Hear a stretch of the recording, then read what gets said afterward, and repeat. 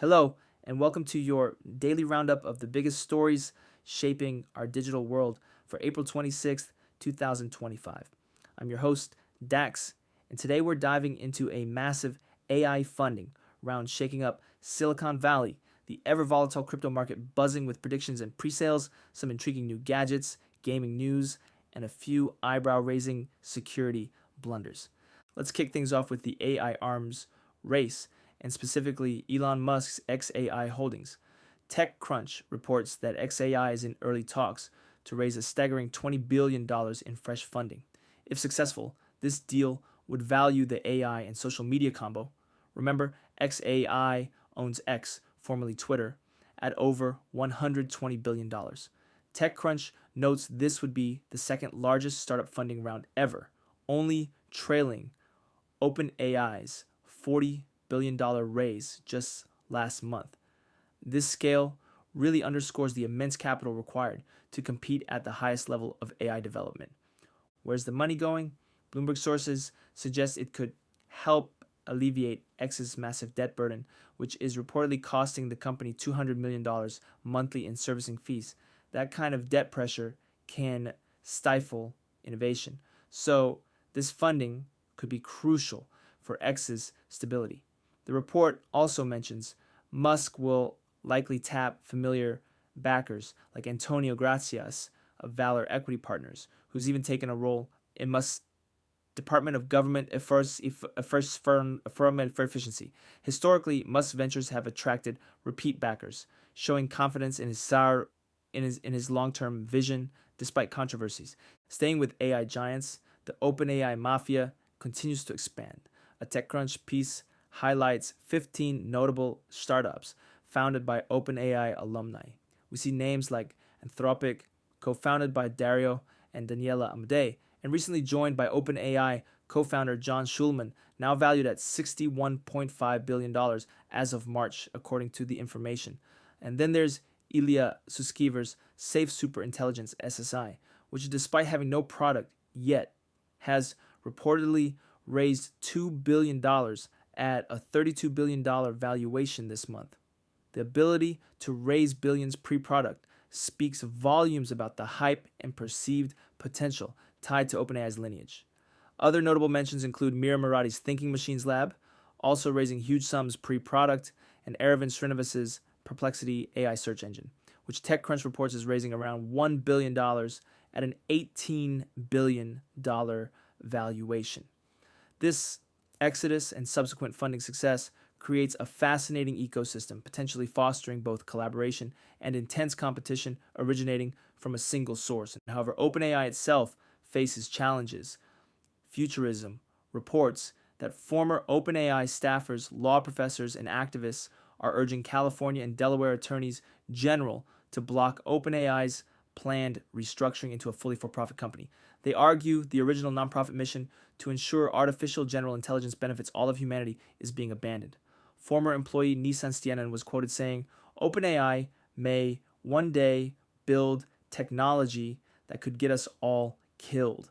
It is to OpenAI's credit that it's controlled by a nonprofit with a duty to humanity. This raises fundamental questions about governance and accountability when developing potentially world-altering technology. Todor Markov, now at Anthropic, pointed out that directors of a for-profit entity wouldn't have the same fiduciary duty solely to humanity. The outcome of this legal challenge could set a precedent for how powerful AI labs are structured and regulated. And speaking of AI behaving unexpectedly, ChatGPT seems to be having some spooky moments. Futurism highlighted a Reddit user reporting the advanced voice mode suddenly turning into a demon, screeching unintelligibly. Another user described high-pitched whistles and unsettling laughing noises. OpenAI's own safety testing even reported the voice mode imitating users' voices without permission. While likely glitches, these incidents tap into the uncanny valley and underlying anxieties about AI becoming unpredictable or uncontrollable. Futurism also explored asking ChatGPT for the most controversial image it is allowed to make. Results range from derivative edgelordism, like robots dining lavishly while humans starve outside, to more provocative images, like Jesus flipping the bird with a burning flag or a baby's head on a dinner plate.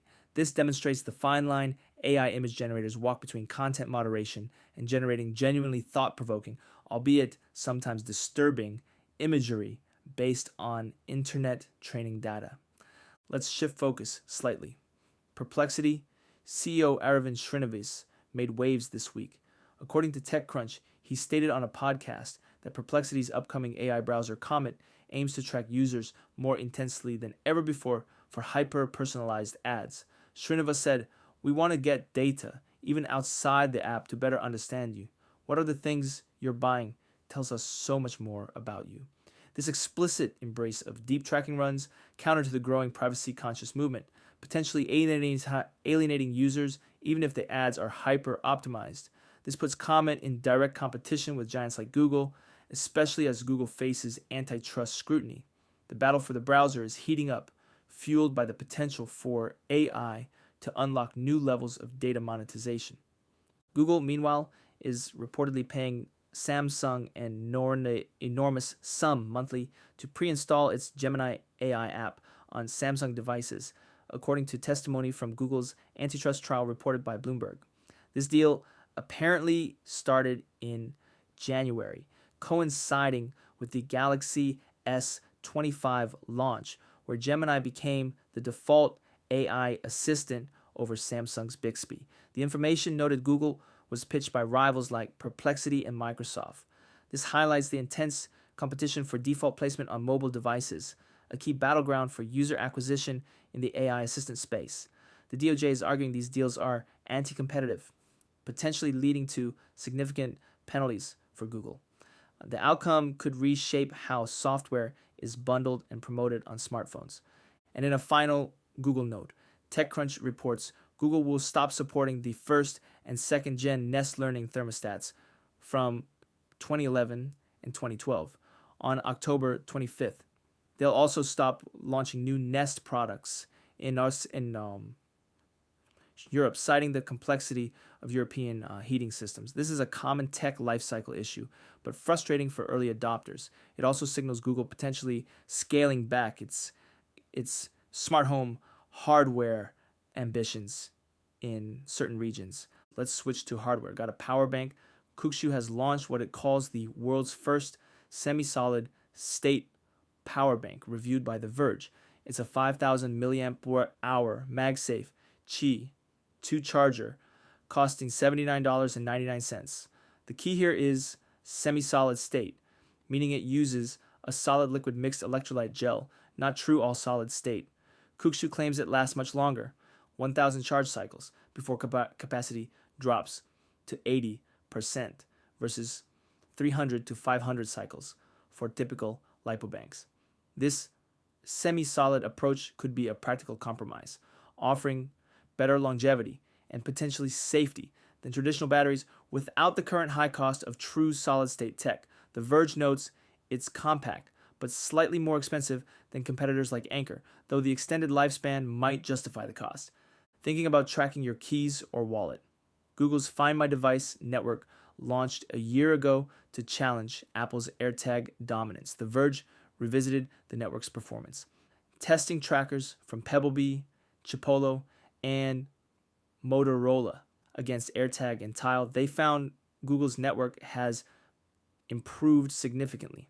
In busy cities with stationary items, it's now often as good as Apple's. However, it struggles more in rural areas or with moving targets, sometimes showing large search radiuses. This performance difference stems partly from Google's default privacy setting, which aggregates location data from multiple phones rather than relying on a single ping like Apple, unless users opt into less private settings.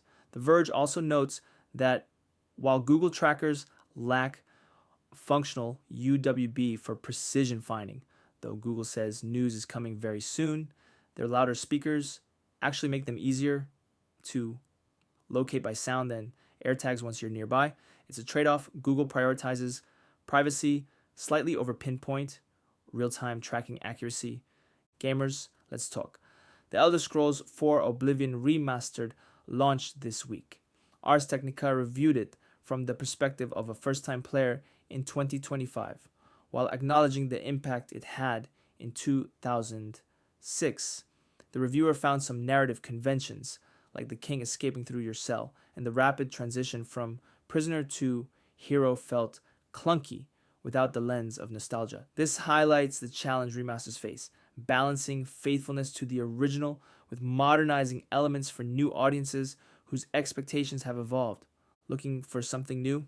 The Verge reviewed Bionic Bay, describing it as a mix of atmospheric side-scrollers like Limbo and Inside with tough physics-based platforming like Super Meat Boy. It features stunning dark sci-fi environments and encourages experimentation with powers and floppy physics, backed by a forgiving checkpoint system.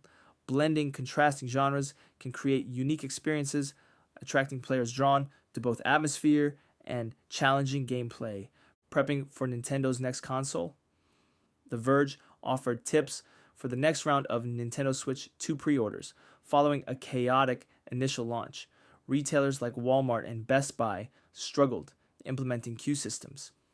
The console costs $449 or $499 bundled with Mario Kart World.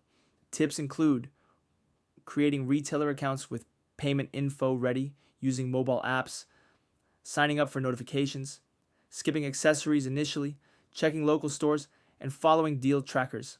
The messy rollout is typical for high-demand consoles, emphasizing the need for preparation and multiple strategies if you want to secure one early. In industry news, VentureBeat discussed differing estimates for the number of people working in the game industry. Analyst Amir Satvat initially estimated 230,000 developers, later revising to 350,000, while the game industry coffee chat group estimated 740,000 to 900,000 total industry employees using a broader definition and top-down data. Defining game industry jobs is complex. The discrepancy highlights different methodologies and the challenge of capturing the full scope, from core developers to support and adjacent roles. And briefly in entertainment, Netflix's Devil May Cry anime cast was unveiled by Analytics Insight, featuring Johnny Young Bosch as Dante. Also, The Verge highlighted new teasers for FX's Alien Earth series, including one focusing ominously on alien gestation. Established franchises continue to expand into new formats like anime and TV series, tapping into existing fan bases. Now for some stories that are frankly quite concerning. Futurism reported extensively on U.S. Defense Secretary Pete Hegseth's Signalgate issues.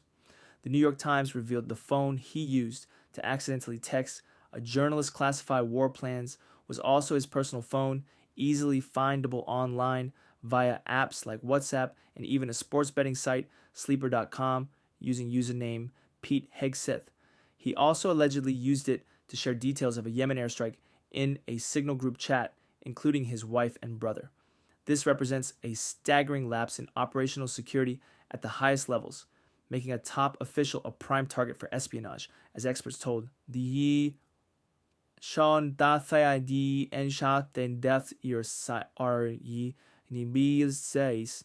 TechCrunch also covered this, noting how easily government officials can make basic tech mistakes with serious consequences, citing past examples like Strava revealing military base locations and reporters finding Joe Biden's Venmo. It underscores the persistent challenge of enforcing basic digital hygiene, even among those handling the most sensitive information. In another uncomfortable story, Futurism reported on low-income families being dumbfounded after being told the free private school funded by Priscilla Chan and Mark Zuckerberg's charity, the primary school, is shutting down. The school provided free tuition, medical, and mental health services in East Palo Alto and San Leandro. Parents told the New York Times they received no clear reason for the closure, scheduled after the 2025 to 2026 school year. The abruptness and lack of clear communication are particularly jarring given the school's mission and the vital support it offered vulnerable families. This comes after Meta cut its own DEI programs, raising questions about the Chan Zuckerberg initiative's priorities. On a lighter, but still awkward note, Jon Stewart revealed on his podcast that Elon Musk ghosted him after agreeing to an unedited interview on The Daily Show back in February, according to the Daily Beast via Futurism. Musk's apparent avoidance adds to a pattern of agreeing to public confrontations, like the proposed Zuckerberg fight, and then backing away, undermining his image as an open debater.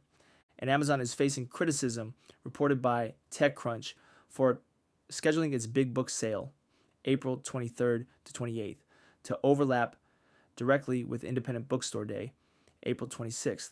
Bookshop.org CEO Andy Hunter called it a calculated move, while Amazon claimed the timing was unintentional. Whether intentional or not, the overlap is seen by indie bookstores as insensitive competition from a dominant market player. Finally, a truly metal nature story from Futurism. A newly discovered carnivorous caterpillar species in Hawaii, nicknamed the bone collector, cloaks itself in the exoskeletons and body parts of insects it scavenges from spiderwebs. Scientists reported in Science that this unique camouflage helps it avoid predators and spiders while hunting. Nature continues to surprise with incredible, sometimes gruesome, survival strategies. Sadly, the rare species is threatened by invasive bugs. And that wraps up our Tech Pulse Daily for April 26th, 2025. From massive AI funding to gadget updates, gaming news, and some serious security concerns, it's been another packed day in tech. Thanks for tuning in. If you found this informative, please like, subscribe, and hit that notification bell so you don't miss tomorrow's update. Stay safe, stay informed, and we'll catch you next time on Tech Pulse Daily.